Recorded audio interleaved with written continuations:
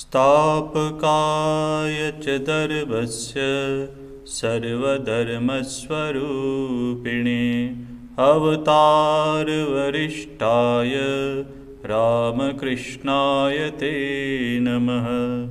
जननीं शारदां देवीं रामकृष्णं जगद्गुरुं पादपद्मे तयो श्रित्वा प्रणमामि मुहुर्मुहुः। नमः श्रीयतिराजाय विवेकानन्दसूरये सच्चित्सुखस्वरूपाय स्वामिने तापहारिणे।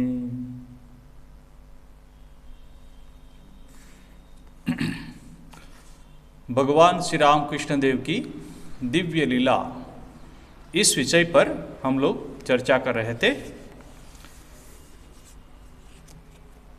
श्री रामकृष्ण देव के जीवन की प्रमुख घटना का हम लोग अध्ययन कर रहे हैं। इसमें पिछले क्लास में हम लोग चर्चा कर रहे थे कि श्री रामकृष्ण देव ने जब साधना शुरू की थी और पहले जब माँ काली के दर्शन किए थे श्री जगदम्बा के, तो कैसे किए थे?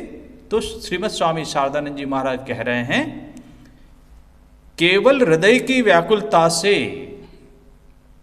उन्होंने इससे पूर्व जो अनुभव किया था, पुनः शास्त्र निर्दिष्ट मार्ग प्रणाली का अवलंबन कर उसे प्रत्यक्ष करने की उन्हें आवश्यकता प्रतीत हुई। बोले पहले जो माँ काली के दर्शन किए थे वो तो हृदय की व्याकुलता से ही उन्होंने किए थे, तो अब फिर साधना करने की क्या आवश्यकता हुई? तब कहते हैं कि शास्त्र निर्दिष्ट का मार्ग प्रणाली का उल्लंघन करके।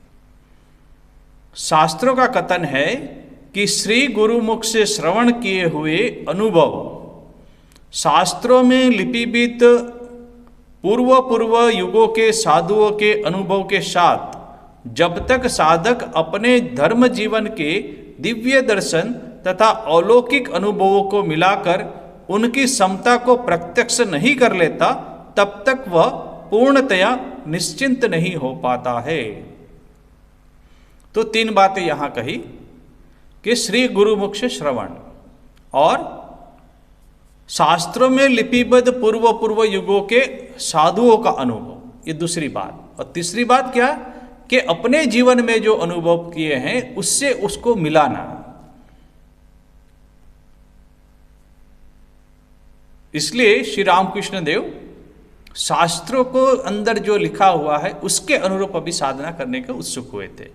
इन तीनों विषयों की एकता का प्रत्यक्ष होते ही फिर वह संपूर्ण रूप से संशय रहित हो पूर्ण शांति का अधिकारी बन जाता है। तो अभी श्री रामकृष्ण देव इस बात को समझाने के लिए एक सुंदर सा उदाहरण देते हैं। कहते हैं, पूर्वोक्त कथन के दृष्टांत रूप हम पाठकों के लिए व्यासनंदन परमहंस अग्रगण्य श्री सुखदेव के जीवन वृत्तांत का निर्देश कर सकते हैं। अब एक घटना है श्री सुखदेव जी की जीवन की। माया रहित सुखदेव जी के जीवन में जन्म से ही नाना प्रकार से दिव्य दर्शन तथा अनुभव उत्पत्तिस्थ होने लगे थे। जन्म से ही सुखदेव जी ज्ञानी थे और अलग अलग अनुभव उनको हुआ करते थे और दिव्य दर्शन हुआ करते थे, किंतु वे इस बात को समझ नहीं पा रहे थे कि पूर्ण ज्ञान प्राप्त कर कृतार्थ होने कारण ही उनको इस प्रकार का अनुभव हो रहा है। वो समझ नहीं पा रहे हैं। तब क्या कहते हैं, अपने पिता पूज्य व्यासदेव के समीप वेदादि शास्त्रों का अध्ययन प्राप्त कर सुखदेव जी एक दिन उनसे बोले। सुखदेव जी अपने पिता व्यासदेव जी के पास गए और बोले, शास्त्रों में जिन अवस्थाओं का उल्लेख है मैं आजन्म उनका अनुभव कर रहा हूं। बोले जन्म से ही जो शास्त्र में जो भी अनुभव है वो मैं उसका अनुभव कर रहा हूं, किंतु फिर भी आध्यात्मिक राज्य के चरम सत्य की मुझे उपलब्धि हुई है या नहीं। देखिए, अनुभव हो रहा है, मगर मिलाएंगे कैसे उसको? तो उनको संशय हो रहा है। किसको? सुखदेव जी को। उपलब्धि हुई है या नहीं, यह मैं पूर्णतया निश्चय नहीं कर पा रहा हूं। अतः उस विषय में आपको जो विदित है कृपा कर मुझे बतलाइए। पिताजी को कहा कि मेरे जो अनुभव है तो उसके बारे में आप मुझे कुछ बतलाइए। व्यासदेव जी यह सोचने लगे। अब पुत्र ने जैसे ही ऐसा कहा तो पिताजी सोचने लगे कि ऐसा क्यों कह रहे हैं सुखदेव जी। तो पिताजी सोचने लगे, व्यासदेव जी सोचने लगे कि सुख को आध्यात्मिक लक्ष्य तथा परम सत्य के संबंध में मैंने निरंतर उपदेश दिया है। बोले, जन्म से ही मैं उसको आध्यात्मिक जो है उपलब्धियां उसके बारे में निरंतर उसको उपदेश देता रहा हूं, फिर भी ये ऐसा क्यों कह रहा है? बोले, निश्चय नहीं कर पा रहा हूं। सुखदेव जी कह रहे हैं कि मैं निश्चय नहीं कर पा रहा हूं, आप मुझे कृपया उपदेश दें। फिर भी उसके मन का संदेह दूर नहीं हुआ है। सुखदेव जी का मन का संशय दूर नहीं हुआ है। यह सोच रहा है, कौन? सुखदेव। वह यह सोच रहा है कि उसे पूर्ण ज्ञान प्राप्त होने पर वह संसार को त्याग देगा, इसलिए मैंने स्नेहवश। देखिए, अब पिताजी है, पिताजी ऐसे सोच रहे हैं कि उसको ऐसा लग रहा होगा कि मैं पूर्ण ज्ञान उसको दे दूंगा तो संसार को त्याग देगा, और इसलिए वो सुखदेव जी ऐसे सोच रहे हैं और व्यासदेव जी से ऐसे सोच रहे हैं कि मैंने स्नेहवश अथवा अन्य किसी कारण उससे सारी बातें नहीं बताई है। और व्यासदेव जी सोच रहे हैं कि सुखदेव शायद ऐसा सोचता होगा कि मैं अपने स्नेहवश उसको पूर्ण ब्रह्म ज्ञान जो है उसकी बातें मैंने उसको अभी तक नहीं बताई है। क्यों? कि यदि पूर्ण ज्ञान ब्रह्म की बातें यदि मैं बता देता, वो संसार का त्याग करके चला जाता, तो ऐसे शायद वो सोचता हो। तो ऐसे कौन सोच रहे हैं? व्यास जी सोच रहे हैं। अतः अन्य किसी मनीषी के समीप जाकर उसे उन विषयों को श्रवण करना होगा। इस प्रकार चिंतन कर व्यासदेव जी ने कहा।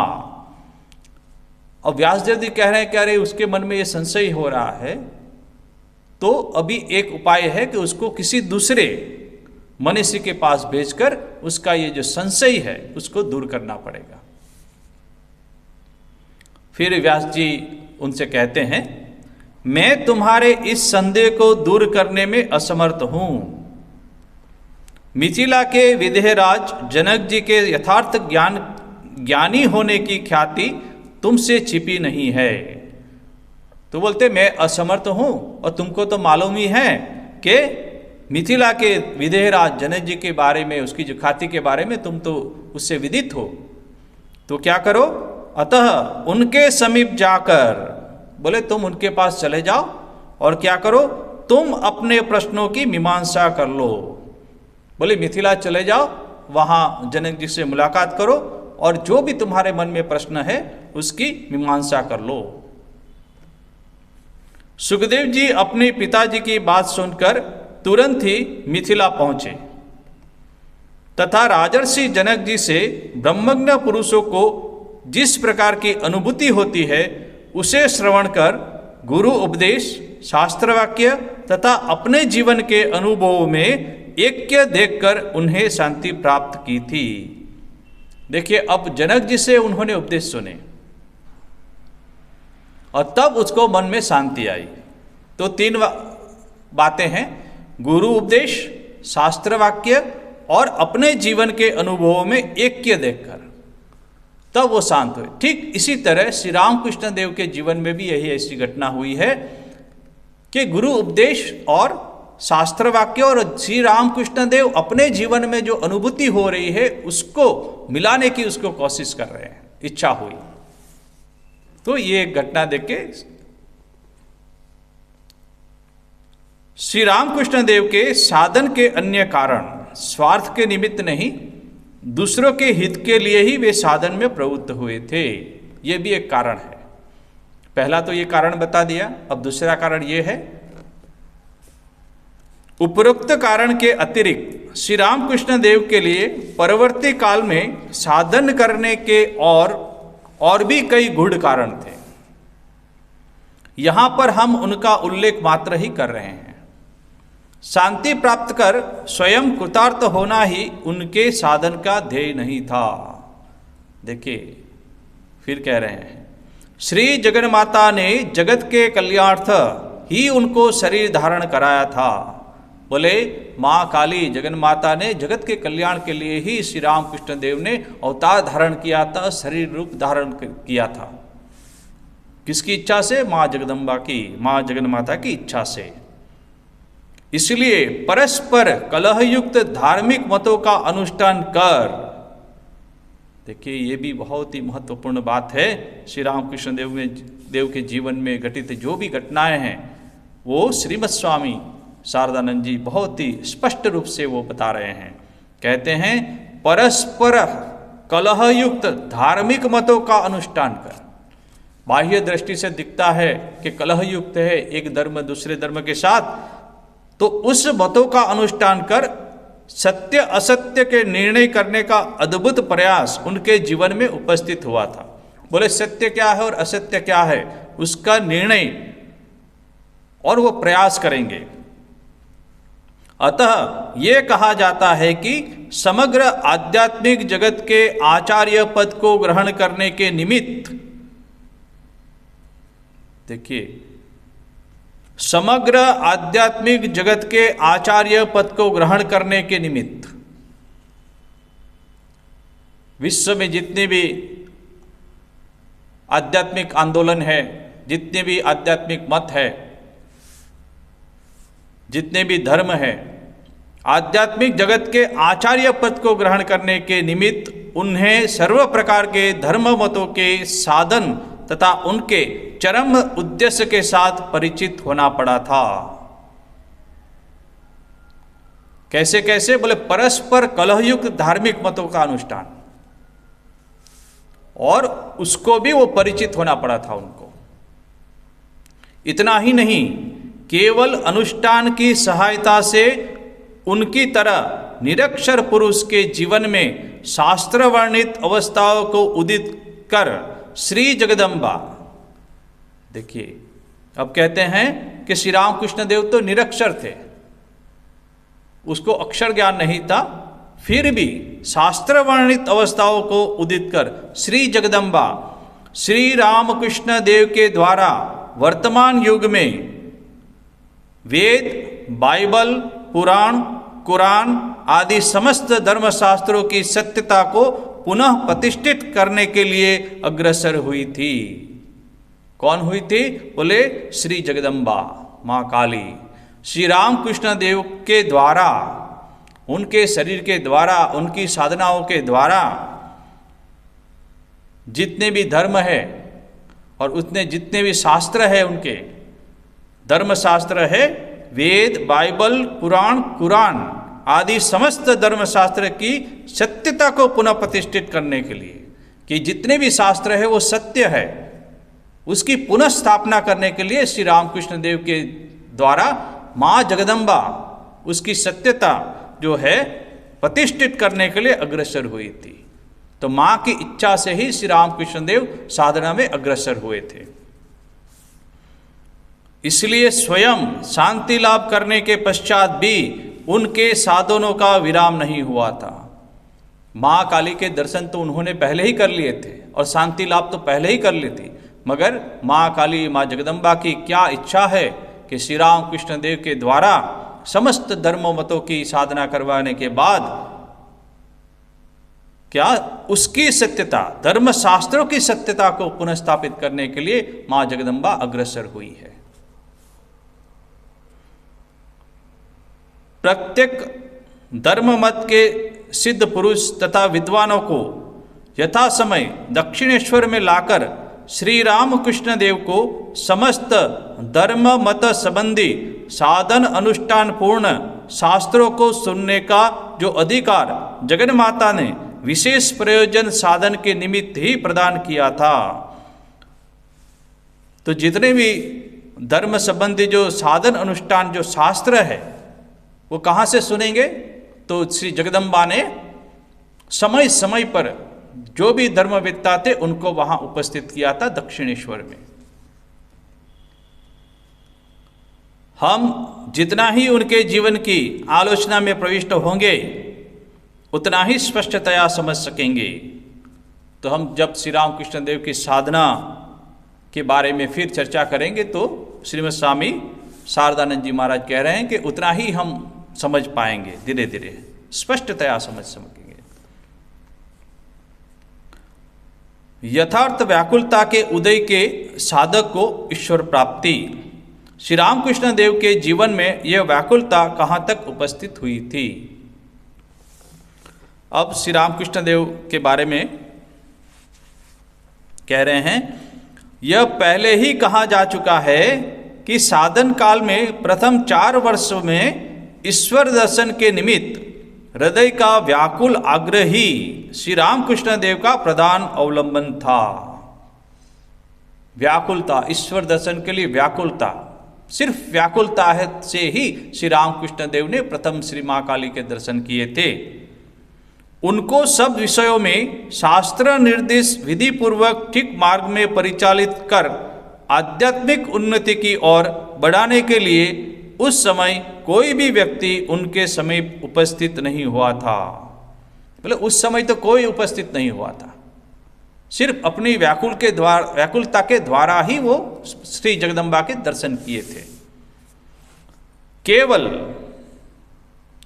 इसलिए सभी साधन प्रणालियों के अंतर्गत तीव्र आग्रह ही उस समय उनका एकमात्र सहारा था। केवल उसी की सहायता से श्री रामकृष्ण देव को श्री जगदम्बा का दर्शन प्राप्त हुआ था और इससे यह भी प्रमाणित होता है कि बाह्य किसी विषय की सहायता न मिलने पर भी, देखिए श्री रामकृष्ण देव ने जगन माता का दर्शन कैसे किया? बोले किसी भी बाह्य सहायता के बिना, और इसलिए प्रमाणित होता है कि किसी विषय की सहायता मिलने पर भी न मिलने पर भी केवल व्याकुलता के द्वारा ही साधक को ईश्वर प्राप्ति हो सकती है। सिर्फ व्याकुलता, भगवान के लिए प्रेम, भगवान के लिए व्याकुलता, वो छटपटाना, वो उससे ही ईश्वर प्राप्ति हो सकती है। किंतु केवल उसकी सहायता से सफल होने के लिए उस व्याकुलता का परिमाण कितना अधिक होना वांछनीय है, बहुधा हम इस बात का विचार करना भूल जाते हैं। बोले व्याकुलता तो चाहिए, मगर उसका प्रमाण कितना चाहिए, कितनी व्याकुलता होनी चाहिए, इस बात को हम लोग भूल जाते हैं। श्री रामकृष्ण देव के तत्कालीन जीवन की पर्यालोचना करने पर हमें ये बात स्पष्ट प्रतीत होती है। हमने देखा है कि तीव्र व्याकुलता की प्रेरणा से उनके भोजन, निद्रा, लज्जा, भयादि शारीरिक एवं मानसिक दृढ़ संस्कार तथा अन्य सारे अभ्यास मानो कहीं विलुप्त हो चुके थे। साथ ही शारीरिक स्वास्थ्य रक्षण करना तो दूर रहा, अपने जीवन की रक्षा की और भी उनका किंचित मात्र ध्यान नहीं था। बोले शारीरिक स्वास्थ्य रक्षण करना तो बात ही दूर रही, और इतने व्याकुल होते थे कि अपने जीवन की रक्षा करना भी वो नहीं, ध्यान नहीं रहता था उनकी ओर। श्री रामकृष्ण देव कहते थे, अब देखिए, अब श्री रामकृष्ण देव के शब्दों में ही क्या कहते हैं, शरीर के संस्कार की ओर बिल्कुल ध्यान न रहने से उस समय क्या होता था? बोले सर के केश बढ़कर धूल मिट्टी लगने के कारण अब कुछ ध्यान नहीं रहता था कि जो सिर में जो बाल है, जो केस है, वो इतने बढ़ जाते थे, लंबे हो जाते थे, और धूल मिट्टी लगने के कारण उसके अंदर धूल और मिट्टी लग जाती थी, कारण अपने आप जटा बन चुके थे। माने पूरे बाल जो है एक दूसरे से एकदम सिकड़ चुके थे और धूल मिट्टी से जटा बन जाते थे। ध्यान करने के लिए बैठने पर मन की एकाग्रता से शरीर ताणों की तरह ऐसा निश्चल हो जाता था। अब जैसे जटा बन गई, उसमें धूल मिट्टी हो गई, अब ध्यान कर रहे हैं और निश्चल करके बैठे हैं, एकदम हिल नहीं रहे हैं।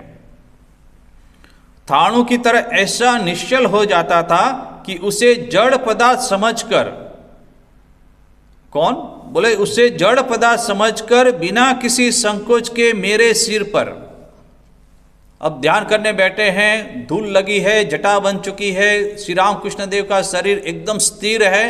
अब ऐसा देखकर तो जड़ पदार्थ समझकर बिना किसी संकोच के, तो बिना किसी संकोच के कौन आ रहा है, देखिए, बिना किसी संकोच के मेरे सर पर चिड़िया आकर बैठी रहती थी।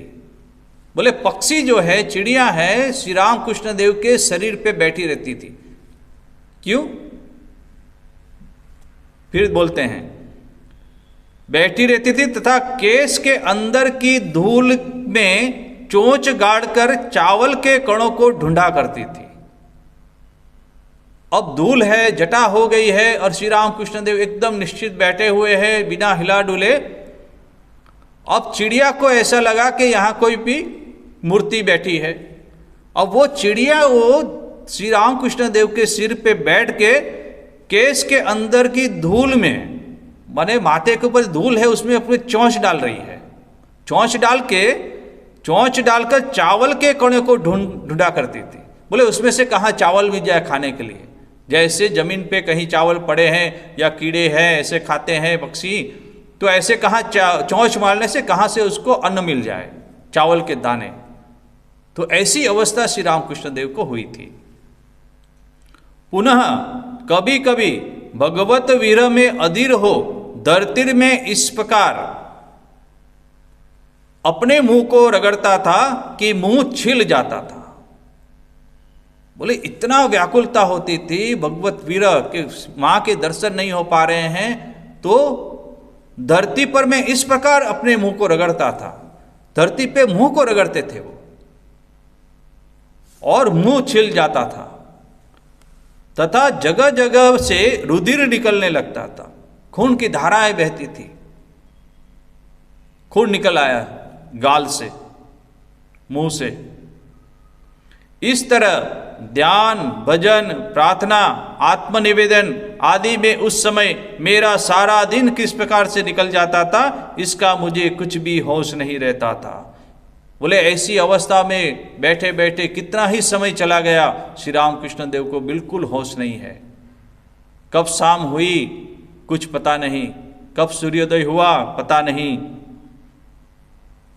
सारा दिन किस तरह निकल जाता था इसका मुझे कुछ भी होश नहीं रहता था। तदंतर संध्या होने पर जब चारों ओर से शंख घंटों की ध्वनि होती थी, तब मुझे यह ख्याल होता था कि दिन डूब चुका है। सुबह से बैठे हैं या दोपहर से बैठे हैं, मगर शाम हो गई, जब सूर्य ढलने लगा तब उनको होश हुआ कि नहीं अब दिन ढल चुका है। किससे? बोले शंखा और घंटा की ध्वनि सुन के, मंदिर में शंख और घंटा बजे तब पता लगता था कि अभी शाम हो चुकी है और दिन डूब चुका है, और वह दिन भी व्यर्थ निकल गया। तब श्री रामकृष्ण देव सोचते हैं कि ये दिन भी व्यर्थ निकल गया, मां का दर्शन नहीं मिला। उस समय तीव्र क्षोभ से मेरा हृदय इस प्रकार व्याकुल हो उठता था कि मैं शांत नहीं हो पाता था। फिर भी शाम हो गई, घंटा ध्वनि सुन रहे हैं, तब पता लगा कि दिन खत्म हो गया, और फिर व्याकुलता बढ़ जाती थी। किस लिए? फिर कहते हैं पछाड़ खाकर धरती पर गिरकर, माने इतना तीव्र क्षोभ होता था कि पूरा दिन चला गया और पछाड़ खा के फिर जमीन पे गिरते थे। और फिर कहते थे पछाड़ खाकर धरती पर गिरकर कहते थे, मां अभी तक तूने दर्शन नहीं दिया। बोले पूरे दिन में बैठा रहा तेरी दर्शन के लिए, अभी तक तुमने दर्शन नहीं हुआ। संध्या हो गई, शंख घंटा की ध्वनि हो चुकी, सूरज ढल गया, दिन भी ढल गया, और मां अभी तक तूने दर्शन नहीं दिया। यह कहकर मैं जोर से रोने लगता। फिर श्री राम कृष्ण देव जोर से रोने लगते थे कि मां का दर्शन नहीं हुआ। उस समय मेरा रुदन चारों ओर गूंज उठता। बोले इतने जोर से वो रोते थे कि चारों ओर उसकी ध्वनि गूंज उठती थी। तथा यातना में छटपटाया करता था। बोले इतनी यातना होती थी कि मैं छटपटाया करता था। लोग कहते थे पेट में शूल का दर्द होने लगा है, इसलिए वह इतना रो रहा है। मगर सामान्य मनुष्यों के कैसे प्रतीत होता है, कैसे मालूम होगा कि श्री राम कृष्ण देव को ये जो विरह की वेदना है उसके कारण वो छटपटा रहे हैं। मगर सामान्य लोग जो है वो ऐसे ही समझते हैं कि पेट में शूल का दर्द हो रहा है। बोले पेट दुख रहा है इसलिए श्री राम कृष्ण देव रो रहे हैं। मगर माँ जगदम्बा के दर्शन नहीं हुए, इसी विरह की व्याकुलता से वो रो रहे हैं, छटपटा रहे हैं, अपने मुंह को जमीन पे रगड़ रहे हैं, खून निकल रहा है। ये सब देखने के बाद भी सामान्य लोग कह रहे हैं कि पेट में शूल का दर्द होने लगा है इसलिए यह इतना रो रहा है। अब कौन समझे ये व्याकुलता। हम लोग जिस समय श्री राम कृष्ण देव के समीप पहुंचे थे उस समय कभी कभी हम लोगों के ईश्वर के निमित्त हृदय में तीव्र व्याकुलता की आवश्यकता को समझाने के लिए इन बातों को सुनाते हुए आक्षेप के साथ वे कहा करते थे। बोले श्रीमद स्वामी शारदानंद जी महाराज कह रहे हैं कि हम भी जब श्री राम कृष्ण देव के पास जाते थे, जब व्याकुलता की बात होती थी, तब श्री राम कृष्ण देव उनको समझाने के लिए एक उदाहरण देते थे। क्या कहते थे? श्री राम कृष्ण देव कह रहे हैं, स्त्री पुत्र आदि की मृत्यु अथवा जमीन जायदाद के नष्ट होने पर लोग आंखों से घड़ों पानी बहाते हैं। बोले जमीन जायदाद चली गई या स्त्री पुत्र आदि की मृत्यु हो गई तो बोले घड़े भर के रोते हैं, सब लोग आंसू बहाते हैं। क्यों? इतना नुकसान हो गया, जमीन जायदाद चली गई, मेरे प्रियतम मेरे प्रिय पुत्रता का मृत्यु हो गई, तो घड़ों घड़ों भरे आंसू बहाते हैं। पर ईश्वर का दर्शन हमें नहीं हुआ, इसके लिए क्या एक चुल्लू भर भी पानी कभी किसी की आंखों से निकला है? बोले संसार के लिए तो सभी लोग रोते हैं, मगर बोले ईश्वर का दर्शन हमें नहीं हुआ है, उसके लिए बोले कौन रोता है? क्या एक चुल्लू भर भी पानी कभी किसी की आंख से निकला है? ये श्री राम कृष्ण देव समझाते थे सबको। जमीन जायदाद के लिए और स्त्री पुत्र आदि की मृत्यु के लिए घड़ों घड़ों भर के पानी निकलता है आंख से, मगर ईश्वर के दर्शन नहीं हुए, इसके लिए एक बूंद भी आंख से आंसू नहीं निकलते।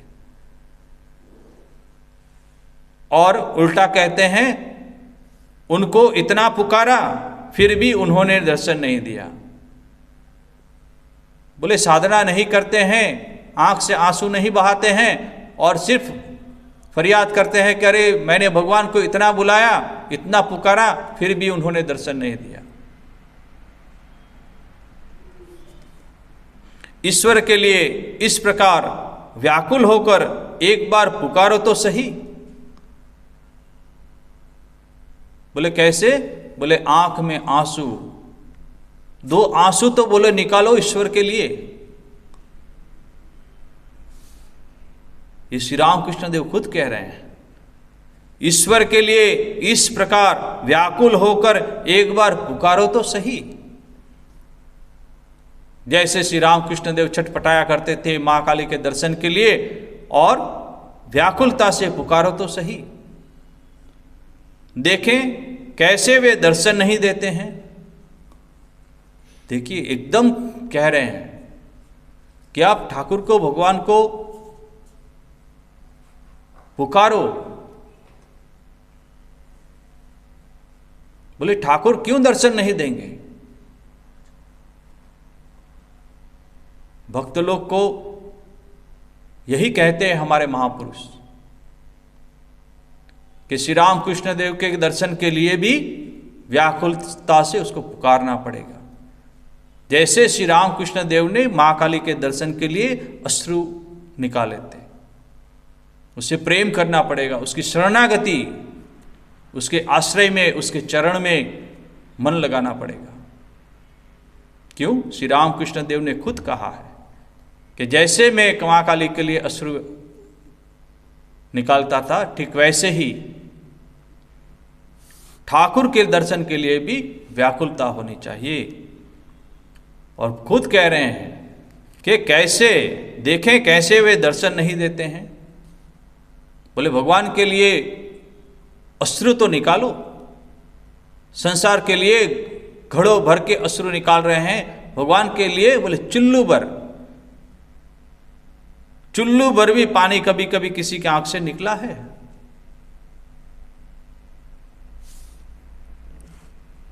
उनकी ये बातें हमारे हृदय में भीत जाती थी। शारदानंद जी महाराज कह रहे हैं कि ये जब बोलते थे श्री रामकृष्ण देव, उनकी बातें हमारे अंदर भीत जाती थी। क्यों? यह सुनने से ही हमें यह अनुभव होता था कि अपने जीवन में इन बातों की सत्यता का प्रत्यक्ष करने के कारण ही वे इस प्रकार असन्निग्ध हो उन्हें इस प्रकार कह पा रहे हैं। क्योंकि श्री रामकृष्ण देव ने अपने जीवन में खुद में उन्होंने किया था, और करने के बाद जब दूसरे को कहते थे तो हृदय में भीत जाती थी बातें।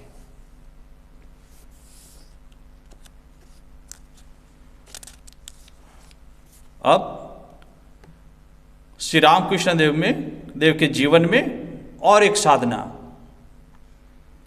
महावीर जी के अनुगामी होकर श्री रामकृष्ण देव द्वारा दास्य भाव की साधना।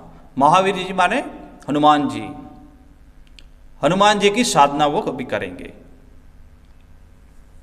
और दास्य भाव, दास्य क्यों? क्योंकि हनुमान जी भगवान श्री रामकृष्ण देव के दास थे, सेवक थे। तो अब क्या होता है देखते हैं। साधन काल के प्रथम 4 वर्ष में श्री जगदम्बा के दर्शन मात्र से ही श्री रामकृष्ण देव निश्चित नहीं हुए थे। ये हम लोग ने पहले ही देखा। भाव अवस्था में श्री जगन्माता के दर्शन करने पश्चात अपने कुल देवता श्री रघुवर की ओर उनका चित्त आकृष्ट हुआ था। ये जो कुल देवता है श्री रघुवर, उसकी बात हम लोग ने पहले कह चुके हैं। यह समझकर कि हनुमान जी की भांति अनन्य भक्ति के द्वारा ही श्री रामचंद्र जी का दर्शन लाभ संभव है। अब श्री रामकृष्ण देव समझ रहे हैं कि यदि श्री राम जी का दर्शन करना है तो हनुमान जी के भांति भक्ति करनी पड़ेगी। दास्य भक्ति में सिद्ध होने के निमित्त वे उस समय अपने में महावीर जी के भाव का आरोप कर कुछ दिन के लिए साधना में प्रवृत्त हुए थे। कैसे? बोले दास्य भक्ति में सिद्धि होने के निमित्त। बोले दास्य भक्ति में यदि सिद्धि होनी है तो किसके द्वारा? बोले हनुमान जी के द्वारा मुझे साधना करनी पड़ेगी।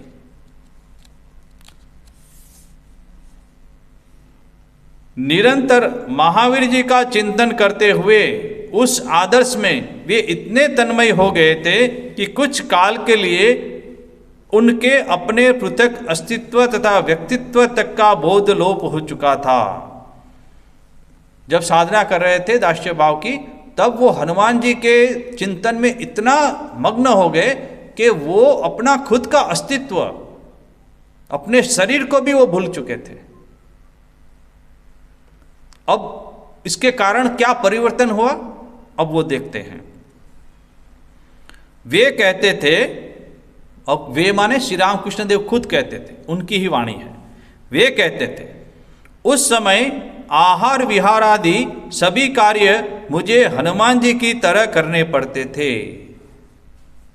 बोले आहार विहार है, बोले हनुमान जी आहार क्या करते हैं, विहार कहाँ करते हैं, ठीक वैसे ही मुझे करना पड़ता था, क्योंकि मैं अपने अस्तित्व को ही भूल चुका था। इसका तात्पर्य यह नहीं है कि मैं इच्छापूर्वक इन कार्यों को किया करता था। बोले ऐसा नहीं है कि मुझे हनुमान जी की साधना कर रही है दास्य भाव की तो मैं इच्छा से ऐसा कर रहा हूं, ऐसा नहीं है।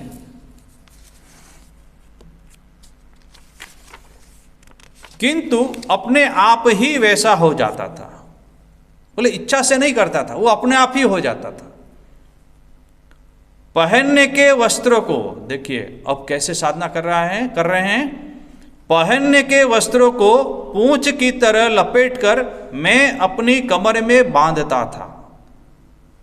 अब हनुमान जी की तो पूंछ है, अब उस भाव में वो है श्री रामकृष्ण देव, तो पूंछ कहां से लाएंगे, कैसे होगा? तो बोले कि पहनने के वस्त्रों को पूंछ की तरह लपेटकर, धोती वगैरह पहनी होगी, अब उसको गोल गोल करके लपटा और अपनी कमर में बांधता था, कमर में उसको बांध दिया और वो पूंछ हो गई। उछल कूद कर चलता था, ये श्री रामकृष्ण देव खुद कह रहे हैं। बोले मैं दो पैर से नहीं चलता था मनुष्य की तरह, बोले उछल कूद कर। तो उछल कूद कर कैसे चलेंगे?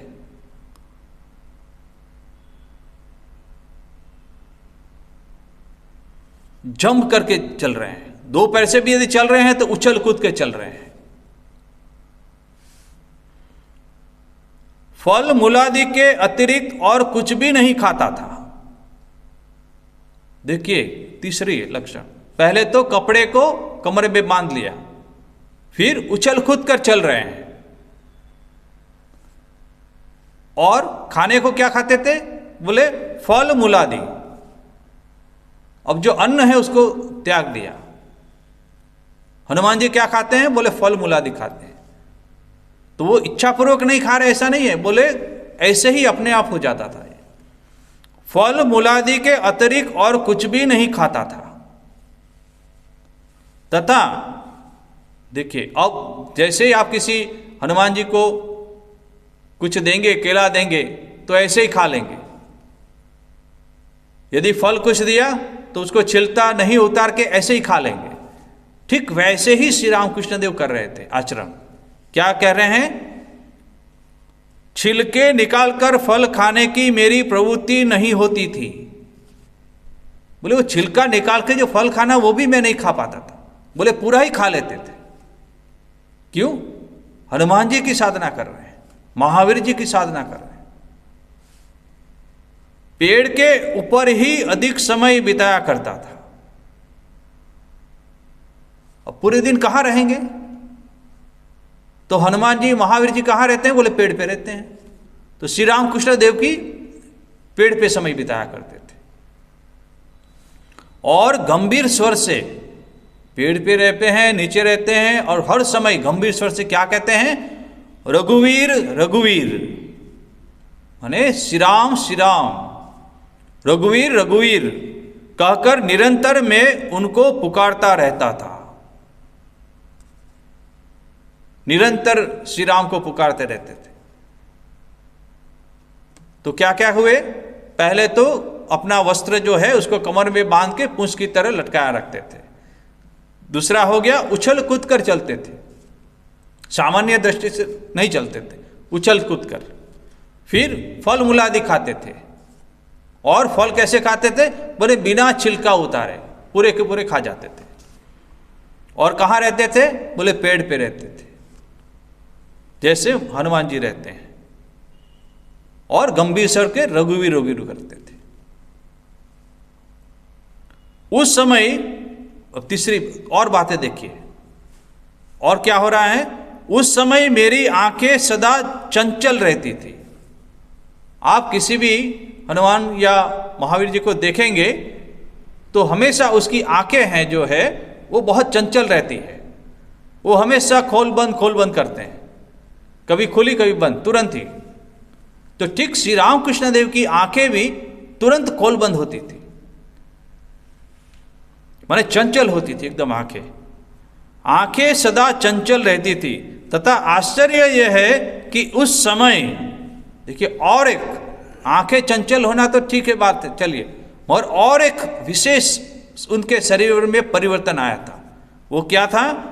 आश्चर्य यह है कि उस समय मेरी रीढ़ की हड्डी का अंतिम छोर, माने रीढ़ जो हमारी है उसके नीचे जो अंतिम छोर है वो क्या हुआ था? अंतिम छोर भी लगभग 1 इंच बढ़ गया था। रीढ़ की हड्डी बढ़ गई थी। क्यों? बोले पूंछ निकल आई थी।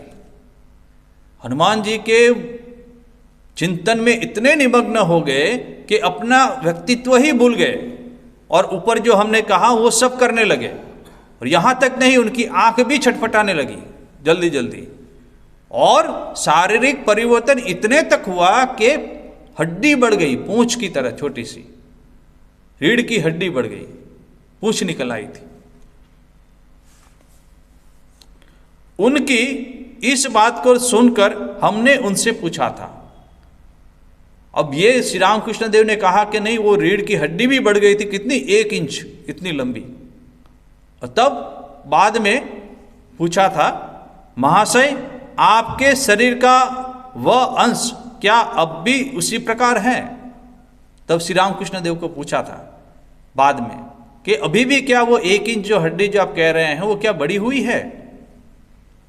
उत्तर में उन्होंने कहा था, नहीं, मन के ऊपर से उस भाव का प्रभुत्व हट जाने के बाद धीरे धीरे वह पुनः पहले के समान स्वाभाविक आकार हो गया है।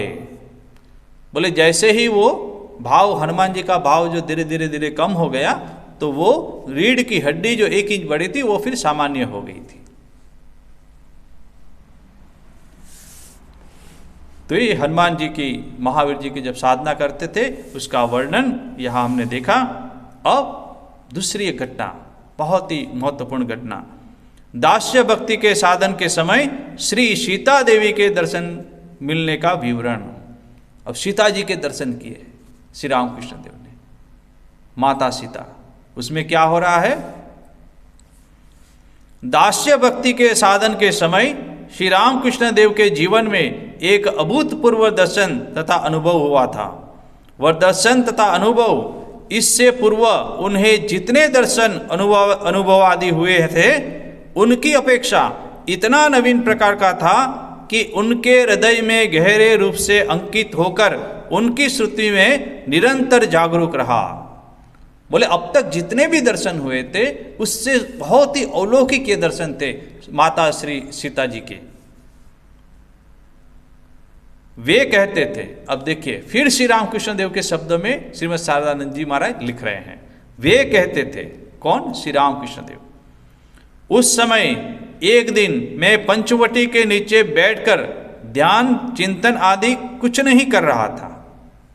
बोले पंचवटी में मैं गया था, एक बार ऐसे ही बैठा था और ध्यान चिंतन कुछ नहीं कर रहा था, ऐसे ही बैठा था। उसी समय एक अनुपम ज्योतिर्मयी स्त्री मूर्ति मेरे समीप आविर्भूत हुई। बोले ऐसे ही बैठा था तो एक मूर्ति आविर्भूत हुई और वह स्थान आलोकित हो उठा। कैसी मूर्ति थी? बोले ज्योतिर्मयी। कैसी थी? स्त्री मूर्ति, ज्योतिर्मयी स्त्री मूर्ति। और वो स्थान आलोकित हो उठा। बोले पूरे प्रकाश से भर गया वो स्थान। कौन? पंचवटी। मैं ऐसे ही बैठा हुआ था, साधन भजन कुछ नहीं कर रहा था, ध्यान नहीं कर रहा था, ऐसे ही बैठा हुआ था। तब केवल वह मूर्ति ही मुझे दृष्टिगोचर नहीं हो रही थी। बोले वो मूर्ति ही मुझे नहीं दिख रही थी, तो बाकी क्या दिख रहा था? किंतु पंचवटी के वृक्ष लताएं तथा गंगा जी आदि सभी कुछ मुझे दिखाई दे रहा था। बोले जितने भी पेड़ पौधे थे सब दिख रहा है, गंगा जी बह रही वो भी दिख रहा है। उस समय ये ज्योतिर्मयी स्त्री मूर्ति मुझे दिख रही है। मैंने देखा कि वह मूर्ति मानवीय है, क्योंकि देवियों की तरह वह त्रिनयन युक्त नहीं है। बोले त्रिनेत्र युक्त नहीं है, देवी की मूर्ति त्रिनेत्र युक्त होती है। बोले तो मानवीय मूर्ति है। किंतु प्रेम, दुख, करुणा तथा सहिष्णुता पूर्ण वैसे मुखमंडल के समान अपूर्व ओजस्वी गंभीर भाव देव मूर्तियों में भी प्रायः देखने को नहीं मिलता है। बोले ऐसे जो गुण है, कैसे गुण? प्रेम, दुख, करुणा और सहिष्णुता पूर्ण, ये सब जो श्री माता सीता जी के गुण हैं। श्री सीता जी कैसी थी? तो बोले प्रेम, दुख, करुणा और सहिष्णुता पूर्ण। बोले ऐसे गुण तो बोले किसी देवी मूर्ति में भी प्रायः देखने को नहीं मिलता है। प्रसन्न दृष्टि से मुक्त करती हुई वे देवी मानवी धीरे धीरे उत्तर से दक्षिण मेरी ओर आ रही थी। बोले वो देवी मानवी जो है, वो जो स्त्री है ज्योतिर्मयी, वो उत्तर से दक्षिण की तरफ मेरी तरफ आ रही थी, श्री रामकृष्ण देव जहाँ थे। स्तंभित होकर मैं सोचने लगा, और श्री रामकृष्ण देव सोचने लगे कि ये कौन है। ठीक उसी समय एक बड़ा भारी बंदर कहीं से हुप हुप करता हुआ, बोले जैसे ही वो मूर्ति मेरी देवी मूर्ति जो है, सीता मैया जो है, वो जैसे ही सामने आ रही है तो कहीं से एक महावीर जो बंदर है वो हुप हुप करता हुआ, कहीं पेड़ से ऊपर थे तो हुप हुप करता हुआ आकर उनके चरणों पर गिर पड़ा। वो जो बंदर है वो देवी मूर्ति जो है उसके सामने वो गिर पड़ा और वहां प्रणाम करने लगा। यह देखकर मेरा मन भीतर से कह उठा, जैसे ही वो मूर्ति को देखा, बंदर को देखा, तो श्री रामकृष्ण देव के मन में एक विचार उत्पन्न हुए। बोले भीतर से मैं कह उठा, कौन? मेरा मन कह उठा, क्या उठा? सीता, जन्म दुखिनी सीता, जनक राज नंदिनी सीता, राममय जीविता सीता। बोले कौन है? श्री रामकृष्ण देव का मन ही उनको कह रहा है।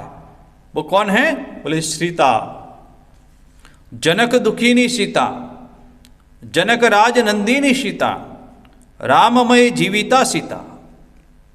तब माँ माँ कहकर अधीर हो मैं उनके चरणों में लौट ही रहा था। अब श्री रामकृष्ण देव जैसे उनको समझ में आया, उनके मन से वाणी निकली कि ये तो सीता है, और माँ माँ कहकर, माने सीता को माँ माँ कहकर उनके चरणों में लौट ही रहा था। श्री रामकृष्ण देव उनको प्रणाम करने के लिए वो जा ही रहे थे, लौट रहे थे, कि तत्काल वे बड़ी तेजी से आगे बढ़कर, माने मैं जा रहा था, लौट रहा था, और वो जो स्त्री है वो बड़ी तेजी से आगे बढ़कर उसकी तरफ आ रही है, अपने शरीर को दिखाते हुए। माने श्री रामकृष्ण देव अपने शरीर को दिखा रहे हैं जब ये वर्णन कर रहे हैं। बोले अपने शरीर को दिखाते इसमें प्रविष्ट हो गई। बोले मैं तो उनको प्रणाम करने जा रहा था, उससे पहले ही वो स्त्री मूर्ति जो है मेरे शरीर में प्रविष्ट हो गई, इसमें प्रविष्ट हो गई। मेरे नहीं बोलते थे, बोले इस शरीर में प्रविष्ट हो गई। आनंद तथा विस्मय से मैं विवल हो उठा। बोले इतना आनंद हुआ और विवल हो उठा तथा अचेत होकर गिर पड़ा। वो समाधि में चले गए, बाह्य ज्ञान लुप्त हो गया और श्री रामकृष्ण वहीं पे गिर गए। क्यों? क्योंकि सीता मैया जो है वो श्री रामकृष्ण देव के शरीर में समाहित हो गई, प्रविष्ट हो गई। ध्यान चिंतन के बिना इस प्रकार का कोई दर्शन इससे पूर्व मुझे कभी प्राप्त नहीं हुआ था।